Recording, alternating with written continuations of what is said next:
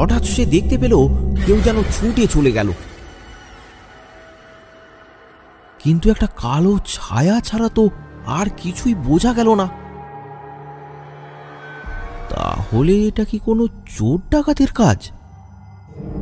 শ্মশানটাকে দেখলেই বোঝা যায় যে এখানে অনেক দিন কোনো মানুষ আসেনি। তারই সুযোগ নিয়ে কি কোনো চোর ডাকাত এখানে আস্তানা গেড়েছিল? হবে হয়তো।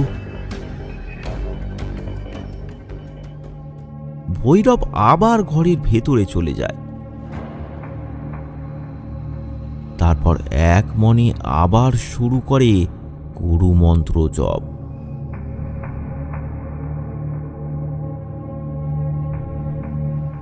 সে রাতে আর কিছু ঘটল না।